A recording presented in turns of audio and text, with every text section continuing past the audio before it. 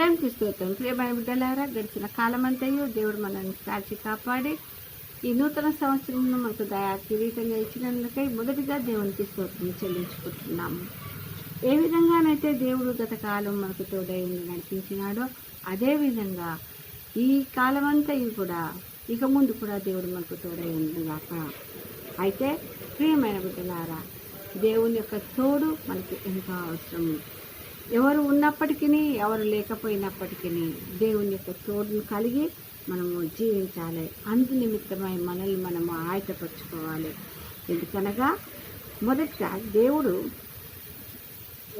ఆదికాండము 21వ అధ్యాయంలో ఇష్మాయేలుకు 20వ వచనంలో మనం చూస్తాము. దేవుడు ఆ చిన్నవానికి తోడై ఉండను, అతడు పెరిగి పెద్దవాడాయ అరణ్యంలో కాపురం ఉండి వీళ్ళు కాడాయను.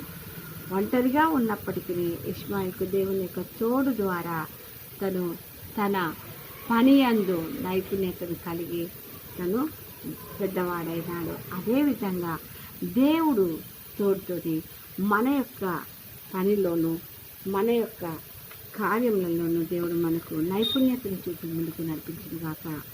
అదేవిధంగా మనము 39వ అధ్యాయంలో యోసేపుని చూసినట్లయితే యోసేపు తన తల్లిదండ్రుల నుంచి అన్నదమ్ముల నుంచి దూరమైనప్పటికీ తను బానిసగా అమ్మివేయబడినప్పటికీ దేవుని యొక్క తోడు ద్వారా 39వ వచనంలో యెహోవా యోసేపుకు తోడై ఉండటం ద్వారా అతను వర్ధిల్లుచూ ఉండెను, అంతకంతకు వర్ధిల్లుచూ ఉండెను.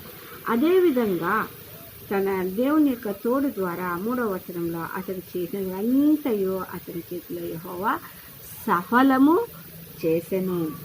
అదేవిధంగా దేవుడు తన ఎడల ప్రతి ఒక్కరి యొక్క కటాక్షము యోసేపు పైన ఉండేటట్లుగా చూసినాడు.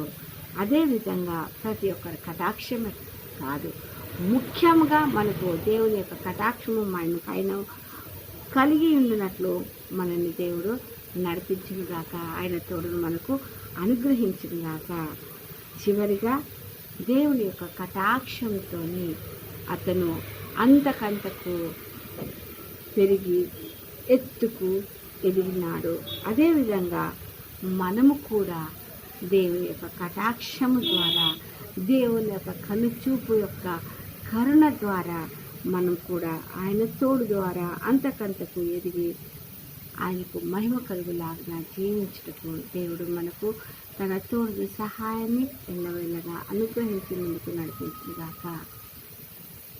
దేవా, మమ్మల్ని నా ప్రభు నా తండ్రి మీ చేతులకు అప్పగించుకుంటున్నాను. నా ప్రభు, మీరు మమ్ములను మా కుటుంబములను నా తండ్రి యేసయ్య మీకు మహిమ కలుగులాగిన మీ యొక్క తోడును అనుగ్రహించి ముందుకు నడిపించి మీరే మహిమ గంట పొందుకొనమని ఈ సంవత్సరం మొత్తము మీరు వచ్చే పర్యాంతము మేము మీ బిడ్డలుగా సాక్షులుగా జీవింపజేయమని ఈ కొద్ది మనవులు మా ప్రభు అయిన యేసుక్రీస్తు పేరుతో వచ్చినాను తండ్రి.